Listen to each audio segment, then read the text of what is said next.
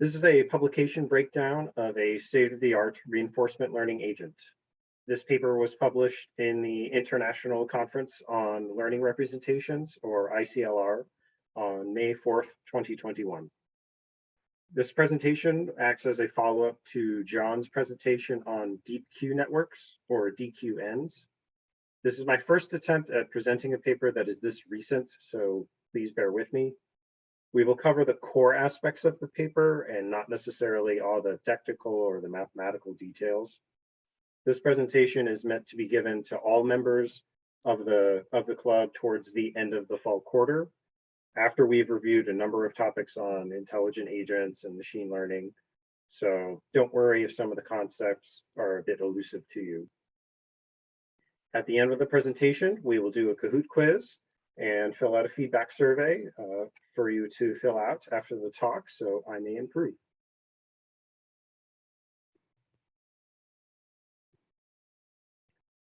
The overarching goal of this line of research involves training reinforcement learning agents to become the absolute best at playing Atari 2600 games. The framework used to compare agents in this problem's context is the Arcade Learning Environment by Mark Bellemare and others, published in 2013. The Atari 2600 was a classic home video game console popular in the late 1970s and 80s. It hosted arcade-style games such as Pong, Space Invaders, and Asteroids. It featured a simple control scheme of an 8-directional joystick with a single button for input. Quick question, has anyone played any Atari 2600 games? Yes, Space Invaders. Space Invaders, very nice. Anybody else? No? Pong's another good one. Oh, Pong is a good one, yes. Yeah, I've played like Space Invaders and Pong, but it's always been like on the computer in an emulator. Mm-hmm. You never took the time to do a Atari 2600 emulator version, right? Yeah, not on the original console. All right. Well, that gives you some reference for the kinds of games on there. So that's good. Forward. This problem received significant interest from the machine learning community when the concept of deep Q networks, or DQNs, was published in Nature by Google DeepMind researchers in 2015. This model-free deep reinforcement learning agent inspired many papers posing their own versions of DQNs and trying to achieve top performance in playing Atari 2600 games. The DQN, dubbed Rainbow, garnered interest in 2017 as it achieved superhuman level performance in multiple games. It combined multiple approaches at the time to create a powerful agent. Another model-free approach of note are implicit quantile networks, which are distributional variants of DQNs, which also received strong results over human performance and baseline DQN. Then came Dreamer, a model-based agent that proposed a significantly different approach in that their agent can create a latent space to imagine its own version of the game world and make predictions based off of that version of the game world. I will go into more detail about this later. Its original focus was not to solve the Atari 2600 problem, therefore results in those games are rather poor compared to even baseline DQN. That's when Dreamer v2 came about and focused on mastering Atari games. With its novel approach of being able to learn its own game world with added improvements from the original, Dreamer v2 appears to be the current state-of-the-art single GPU solution to the Atari 2600 problem. Please bear in mind that there are many more papers on this topic, and that this is a very brief overview of innovation milestones. This timeline only encompasses single GPU agents. Also bear in mind that these are all Google DeepMind papers. So this topic is very industry-centric and biased towards one company. In case I've lost anyone, can anyone tell me what the difference between a model-free and a model-based agent is? A model-based agent has some prior knowledge, while a model-free agent is learning by failing. Okay. Anybody else have an answer? Okay. Yeah, like Taylor said, model-based agents commonly have an internal state. And in the case of Dreamweaver 2, it would be what's known as the experience data set of experiences. Whereas model-free agents usually learn by trial and error. The way the paper puts it is that they emphasize that model-based agents can generalize and can predict the outcomes of potential actions, which enables planning. So that they can be planning agents as opposed to model-free agents. Moving on. You have a question, John? Yeah, I was wondering if there is an advantage to go either model free or model based, or one is just better than the other in every single circumstance. We will do some comparisons at the end in the experimental results, but I will hint that there's not enough model-based approaches right now to really say if one is inherently better than the other right now. That's Okay. That's my best interpretation of the current state of the problem right now. Any other questions? Okay. For reference, here is the architecture for the original DQN agent from 2015. It features a convolutional neural network which pre-processes input frames and then feeds them into a 3-layer network. This network then decides which action to take in the context of the Atari 2600 control scheme. Now, can anybody tell us what these lines and circles between each stage of the network is?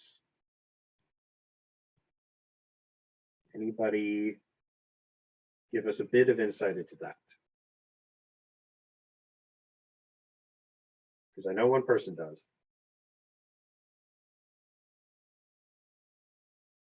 Braden or Raul, do you know what those obtuse angles are?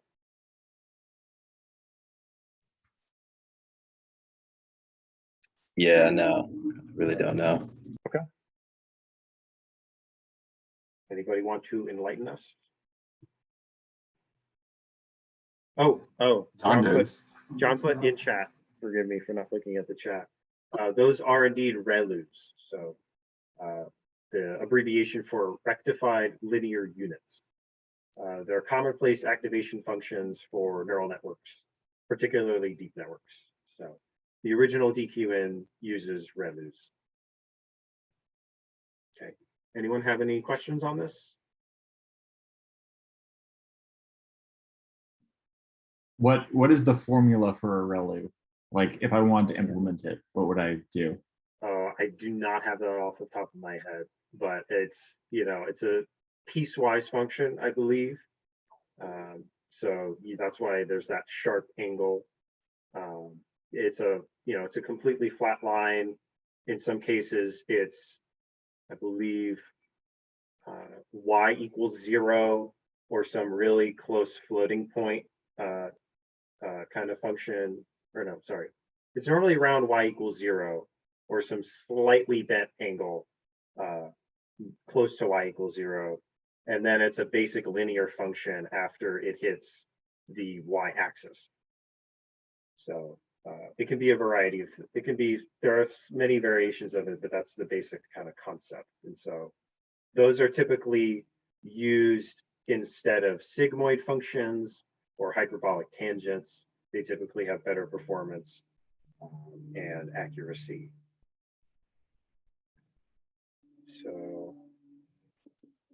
Any other questions? Yeah, John, I saw you put if x is greater than or equal to 0, else 0. So yes, that is good. All right, moving forward. This is the Dreamer v2 world learning model. We see here, starting at x1, these are input frames on the bottom here. From the input frame of x1, the model encodes the frame using a CNN. These trapezoids here are CNNs. Next, the data enters the recurrent state space model, or RSSM, broken down on the top right there. From there, a deterministic recurrent state, here listed as H1, incorporates the encoded frame from X1 to then encode Z1. Z1 is a posterior stochastic state that acts as the representation model for the game world. This representation model is essentially an encoded version of everything present in the world, with various objects from the game screen classified and categorized. At this step, H1 also computes Z hat of 1,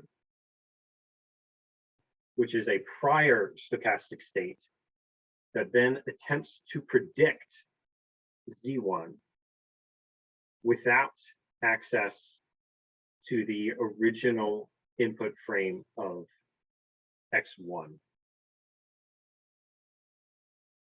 This is what's known as a transition prediction by Z hat of 1. And this is used to create a KL loss.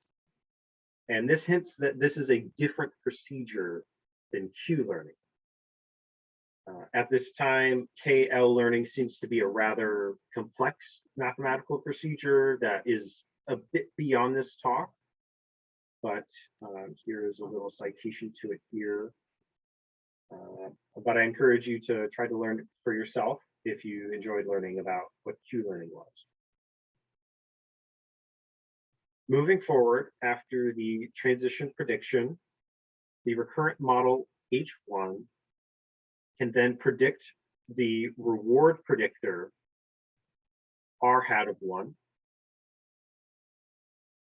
the discount predictor, which is gamma hat of 1.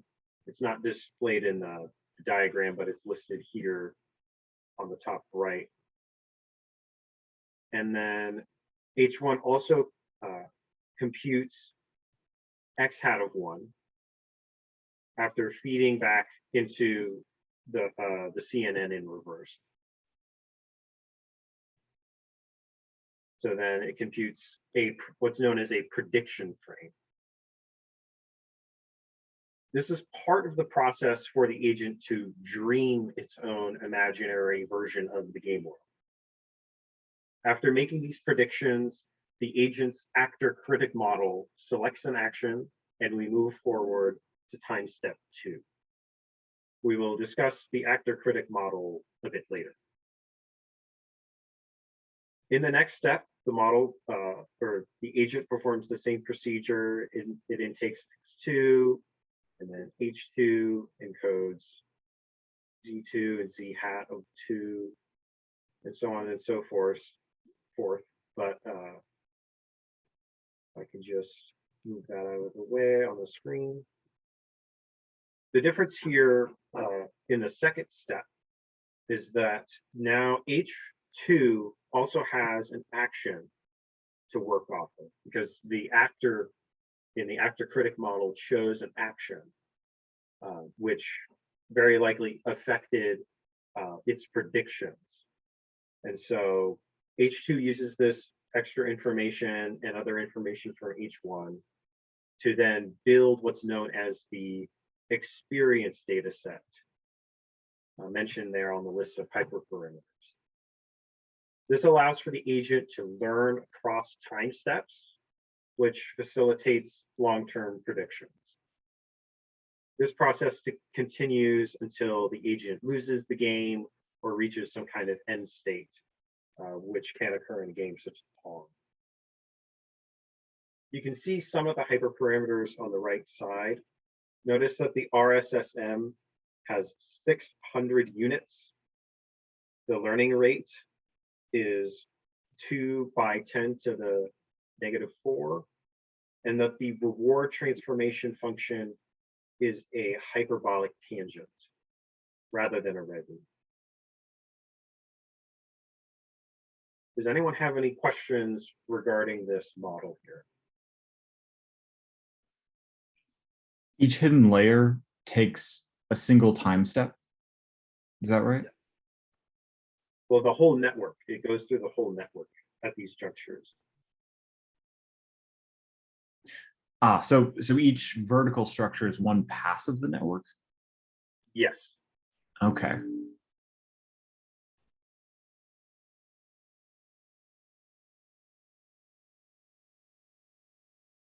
And what is the R sub 1, R sub 2? I missed that in the original presentation. That's the reward predictor. Thanks. Yeah. Any other questions?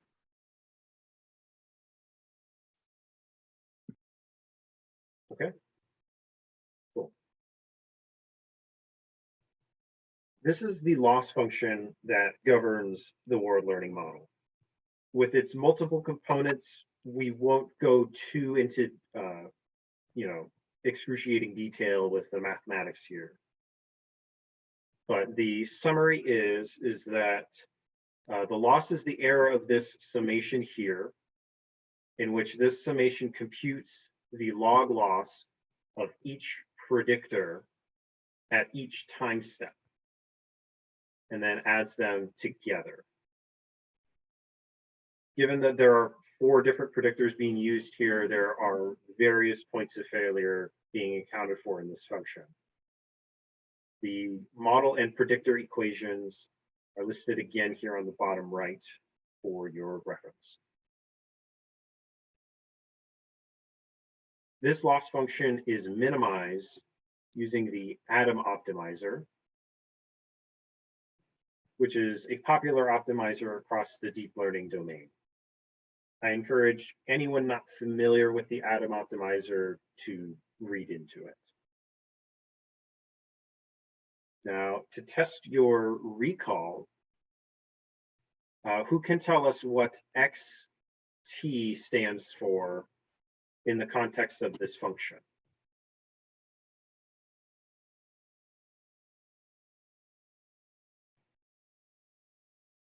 What was xt?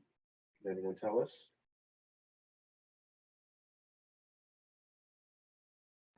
It's the input at each time step.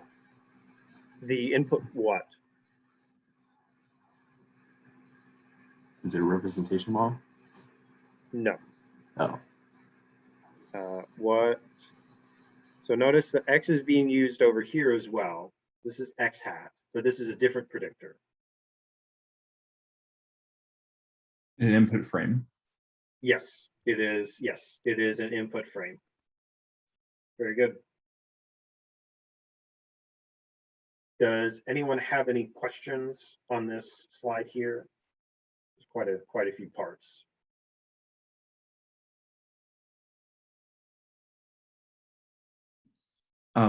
Is the discount log loss some like diminishing log loss of all past rewards? I'm not sure if it encompasses all past rewards, but it is meant to kind of counterbalance the rewards for sure. I'm not sure if it maintains, state from time step to time step.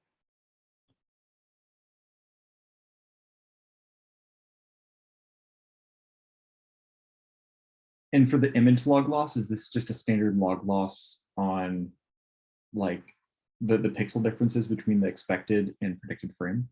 I'm pretty certain that, yes. It's pretty standard for the image. What's really complicated is the KL loss. So it's a different beast. Yeah, I vaguely remember that, but yeah, I never had to actually write it out myself.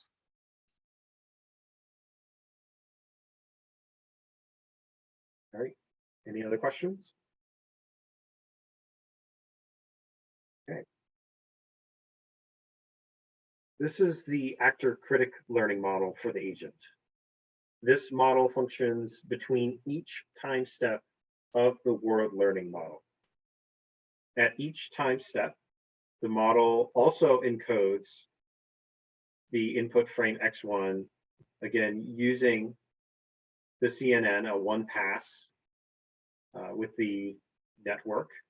And then the recurrent model H1 then uses that to compute Z1. Then the reward predictor,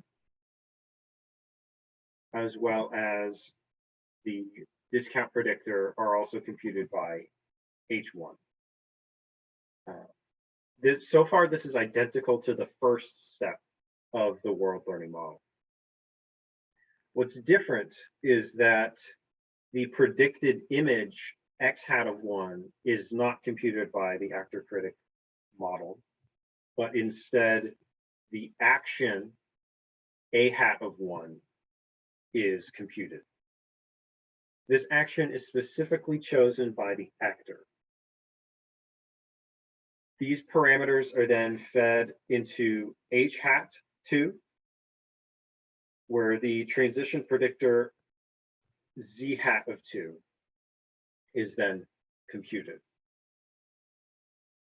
From here, the critic can compute the rewards for the actor based on how effective the actor's chosen action A hat 1 was in the imaginary world that the agent created within Z hat 1, Z1 and Z hat of 2. The critic essentially compares what is better or what is worse about this new representation of the world. And from there, the critic can compute the rewards for the actor based on the decision that it made. It also seems that the actor and the critic are stored within each recurrent model state. And again, notice that these are all these recurrent states, all these H's, they're all H hats. And so this is all done within the imaginary kind of dreamed world of the agent. This is different from the H2 in the previous world learning model. So this process is repeated a number of times.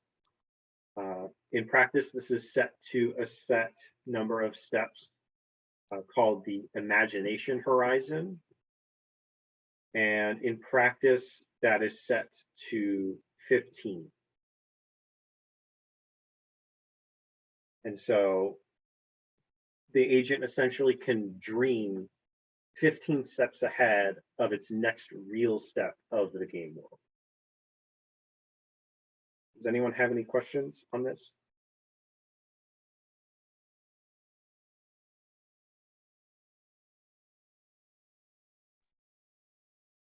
How is this reincorporated to the original system where, like, let's say we plan 15 steps ahead?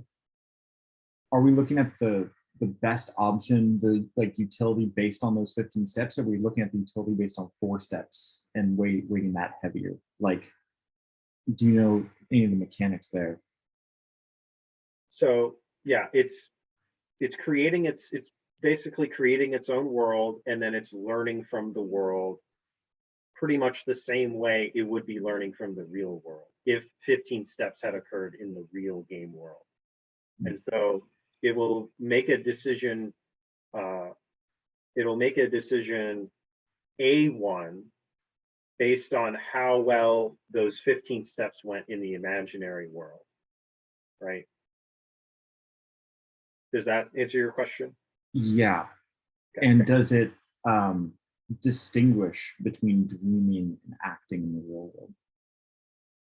world? I believe so, because it probably shouldn't store its state of the imaginary world once it moves to the next timestamp. So it's probably not the same, but I don't have a definitive answer to that.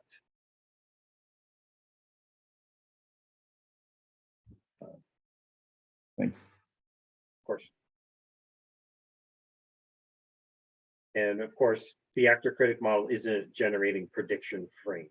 That's another aspect of it.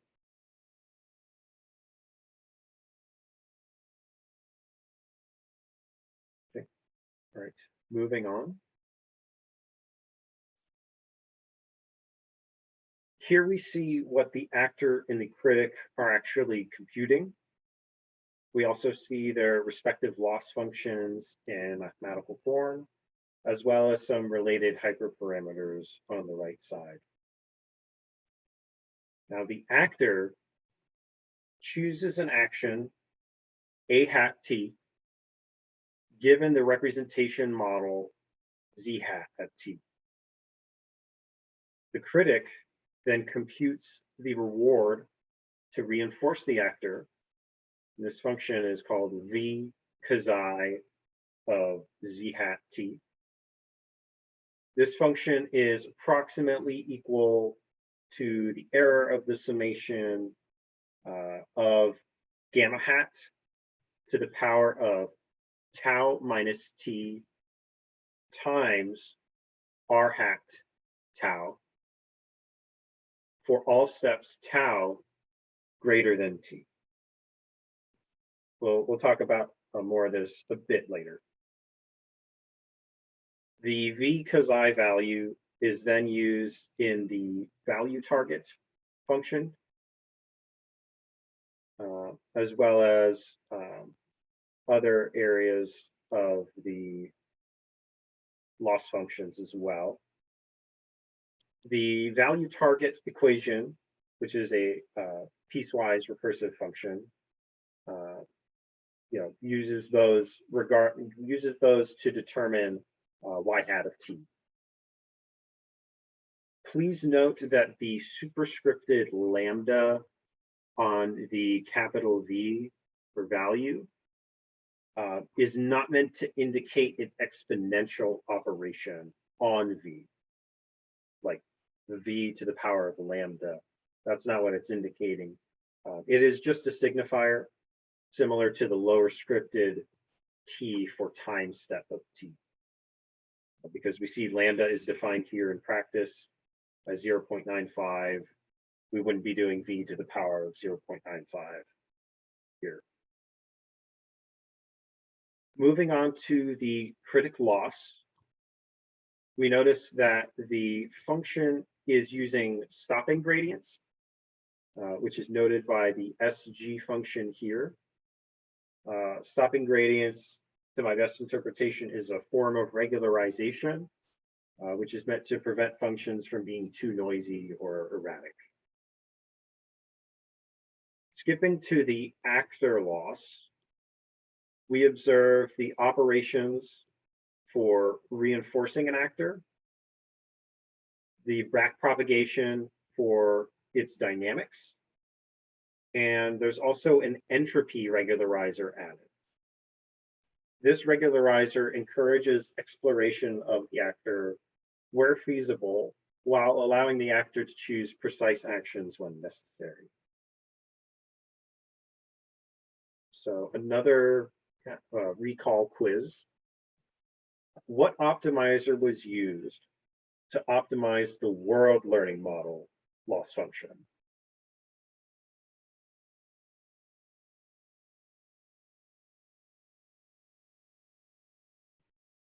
In the chat. Yes, Taylor said Atom, which is correct.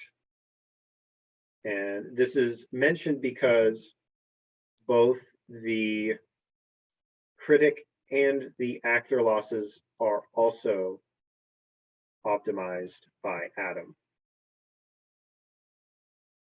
So all three log functions are optimized by the same optimizer. Does anyone have any questions on this slide?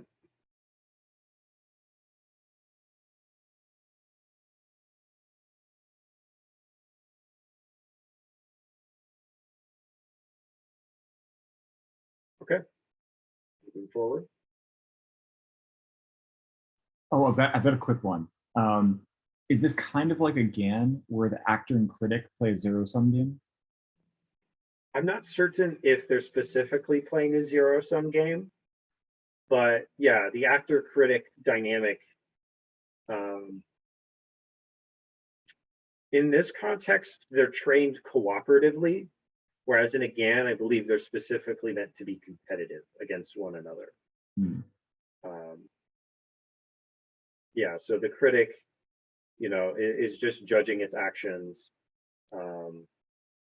Yeah, they're trained cooperatively. That's the key piece of information I recall from the paper. So I can't necessarily say it's like a GAN. So in a sense, like the critic minimizing its loss is also helping the actor minimize its loss. So it's not like one getting better is making another get worse in any sense. Yeah, that's correct. Sweet, thanks. Of course. Right. Oh, I see we have Fani, he joined. I'll do his best to fill him in a little afterwards. We just got through the really dense part of the paper, Fani. We're about to get to the more fun stuff. Okay, sounds good. Cool. When ran on a single NVIDIA V100 GPU and a single environment instance, Dreamer V2 computed 200 million environment steps in less than 10 days.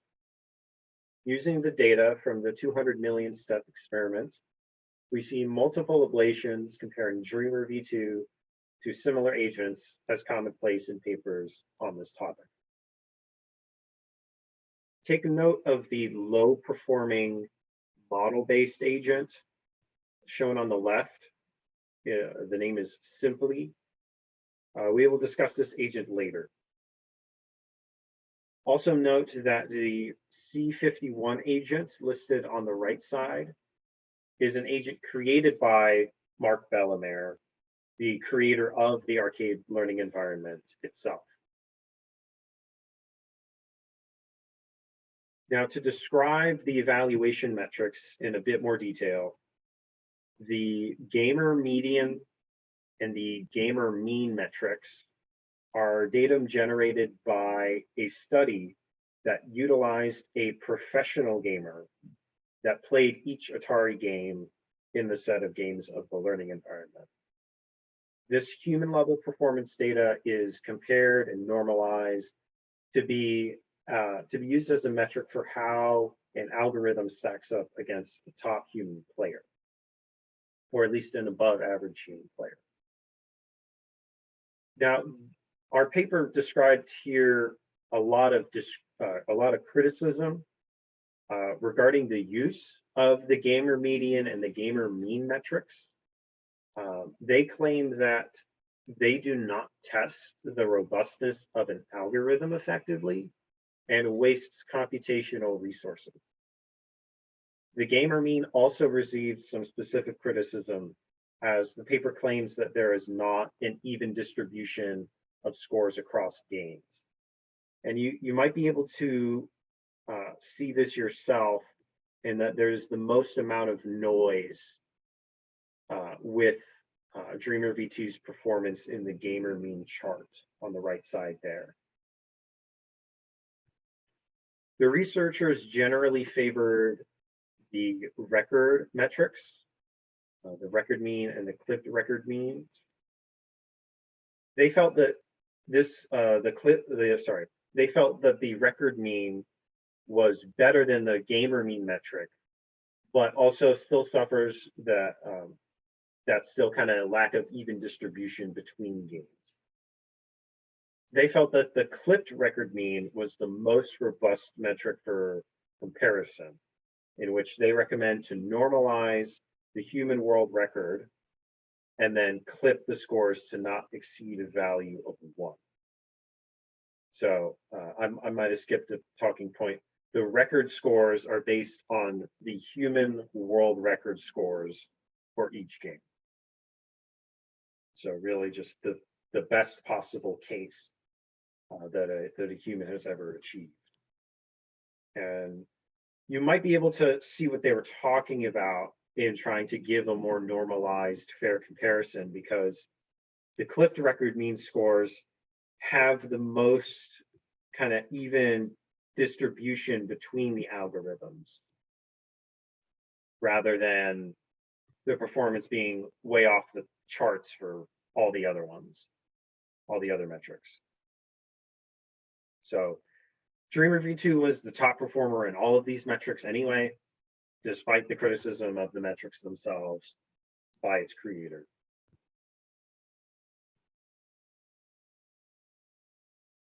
Moving forward, here we observe the different levels of performance when each component of Dreamer v2 is removed. Each ablation only removes or alters one part of the agent.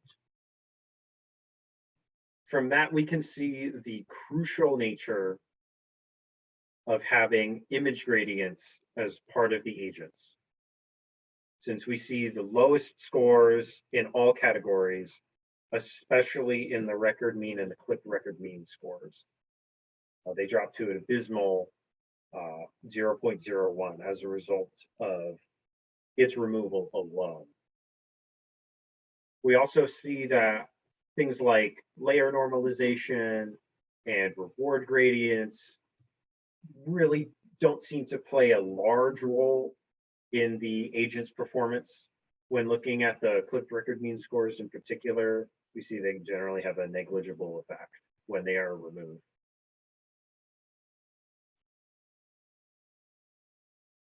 Moving forward, here we see some game scores that I've chosen that have some relevancy.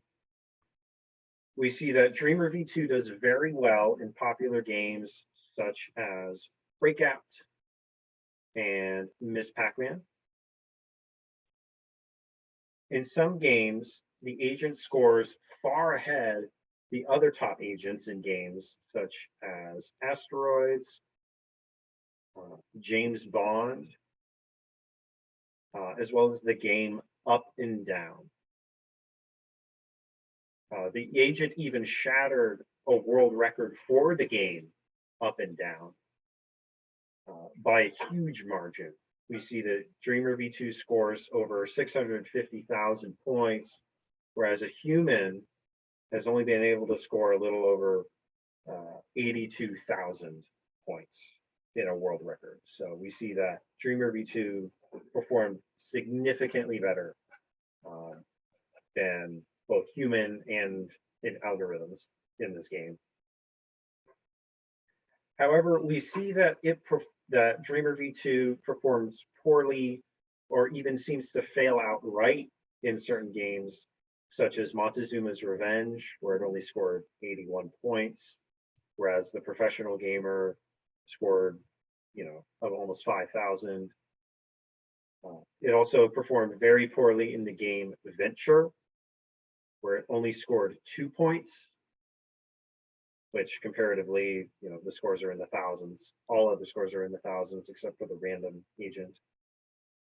And Dreamer v2 also specifically performed poorly in Video Pinball, which is a game that agents consistently do rather well in. And also, neither the agents, Dreamer v2 or others, have come close to the world record for that game. Does anyone know of these games and wants to talk about them in any capacity? Maybe talk about why the agent fared better in one over the other. Does anyone have any attachment to these games? For Pong, I noticed that everything is just on that baseline, and the world record's only 21. It seems like the simplicity of the game almost favors the less complicated algorithms, not necessarily making it better than the Dreamer, but having the exact same score. I'm not familiar with a lot of these other games, but I'd imagine some of the ones that Dreamer's doing better in, like Asteroids has some, you have to kind of like track certain like projectile objects and like shoot them or avoid them. There's a bit more there, while Pong is very simple. What do you all think about how the complexity of the game plays into like the effectiveness of the model?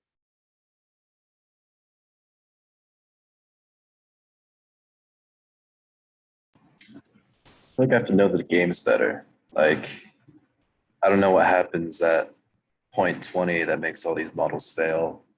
I imagine it probably picks up pace to a level that it kind of becomes untrackable, but yes, I just don't know enough about these games. Like, do you guys know what Venture is? Does anyone know what up and down is? Like, Patrick, did you see a video of it?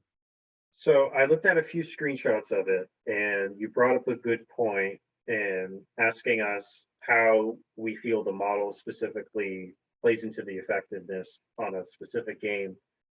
Up and down was basically an attempt at pseudo 3D graphics on the Atari 2600.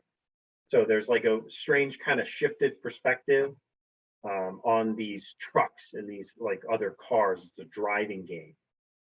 And so for anyone familiar with what Google's doing with computer vision, it's not a surprise that one of their agents is doing well in a driving game.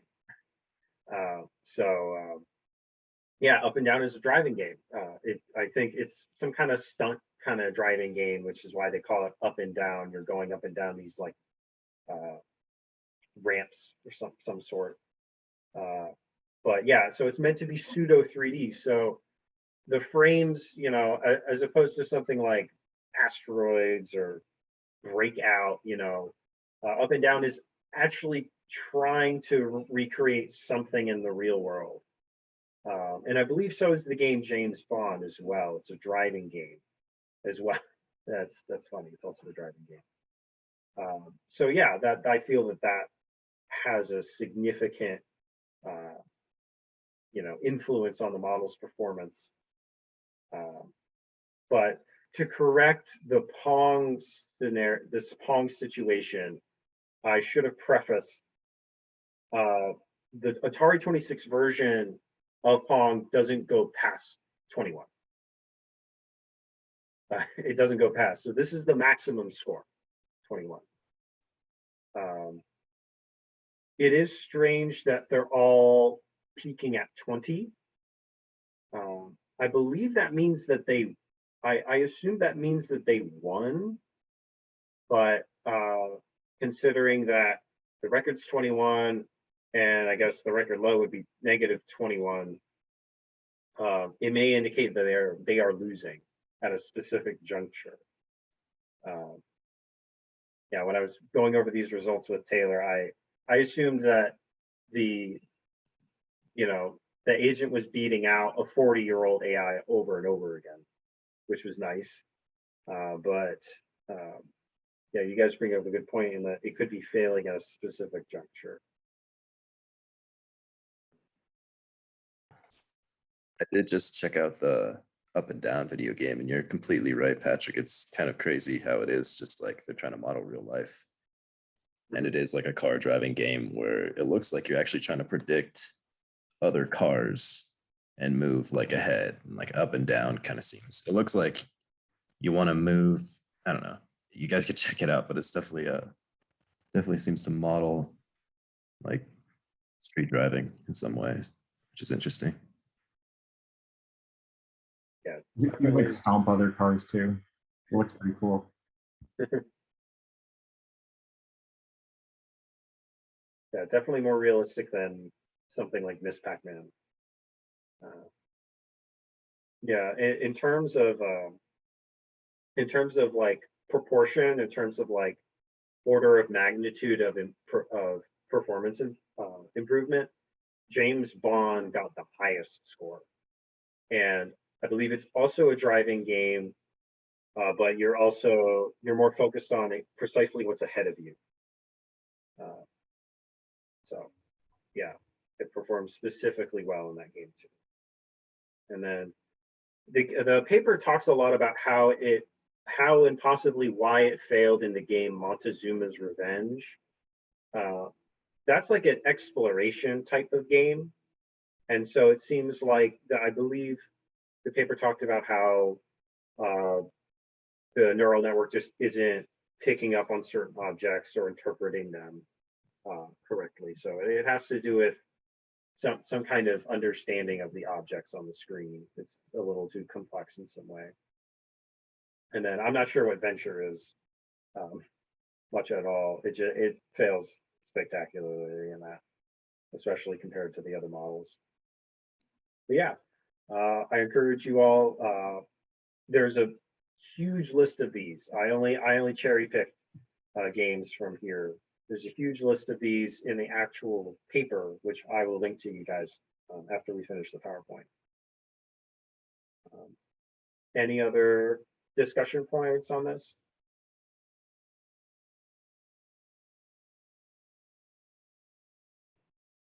Bonnie, is this starting to make some sense to you now that you kind of we kind of threw you into it? Yeah. I think I understood the premise. Okay. More awesome. Experiments. Cool. I have a general question about Atari. Is it continuous or discrete input? Oh, it's discrete. Yeah. So I'll go back real quick.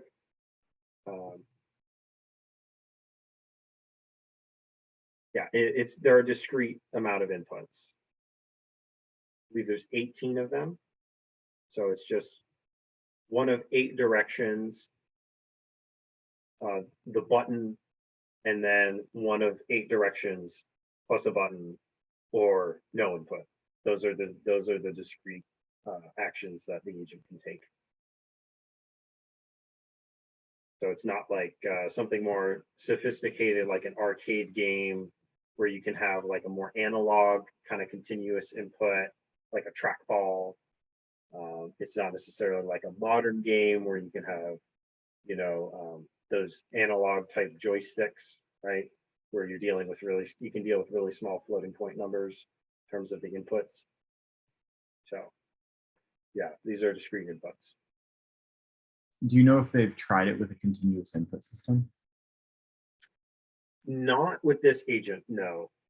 There's also other agents like AlphaZero, and then its current iteration Mu0 that has quite a bit more computational power that they could be testing on continuous inputs. But I can't recall that Dreamer V2 has been tested on that. Oh, actually, yes. That goes into, that's in the paper. I don't cover this in the presentation. Dreamer V1 was tested on this environment for human movement.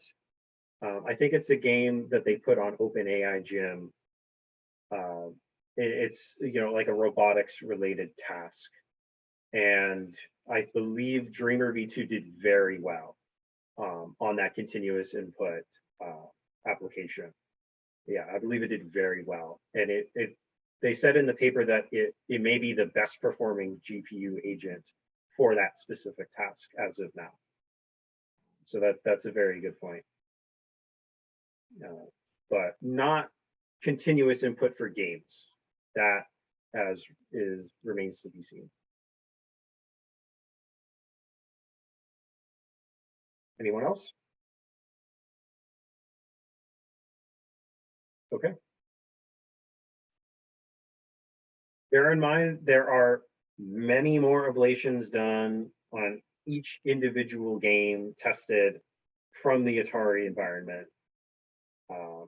With different versions of the agent and, comparing them to the different agents. And they did a pretty extensive study on how it fares in each individual game. So, we only talked about a handful of these. There's many more, and there can be pretty interesting inflection points with some of the algorithms tested there. So feel free to get lost in that data if you so choose. Looking forward, we see that there is more interest in creating model-based agents for the Atari 2600 problem. Simple, listed here, is a model-based agent with similar qualities to Dreamer v2, aside from it doesn't have latent transitions. But as we saw in the experimental results before, I'll roll back to those real quick. Simple needs to do quite a bit better to stack up to even the first iteration of Dreamer. So there's some sort of inefficiency, or there's something that's holding it back. And also something about its performance makes training it significantly more difficult and more time consuming, in that we see it only generates 4 million frames in 4 times the amount of time. So again, it has a ways to go. There's also mu0, which is the derivative of the famous AlphaZero. This is also like some kind of altered version of it here. Those agents can definitely pose some competition in terms of performance on the Atari task, but it is difficult to pit Dreamer v2 against mu0, given a few differences. The key one being in that mu0 is not a single GPU agent, so there's quite a bit of difference in computational power there. Another thing from a kind of experimental design standpoint is that it takes mu0 and its derivative 80 days to go through the same kind of iterations that Dreamer v2 went. So again, not a really fair comparison in terms of like computation time. Another thing to keep in mind is that mu0 is not a public agent. It is not free for the public to access at any given time, whereas Dreamer v2 is open source, kind of traditional academic literature in that regard. So yeah, just take difference, take the difference of, how little time Dreamer v2 took to go through its iterations compared to all these other agents as well. Right. So that is the core content of the presentation. Here are the references to the specific papers that we discussed today. The paper, references many more papers than this, but these encompass the most relevant papers to our discussion. And thank you for all attending this presentation. I appreciate all of you waiting for this talk to happen. I appreciate your patience. There are quite a few aspects of the paper that we did not discuss, again, such as KL learning. We didn't talk about how important it was for the agent to use latent categorical states instead of Gaussian latents. And also talking about background knowledge such as the atom optimizer. So if you guys can maybe take the feedback survey now or maybe after the Kahoot.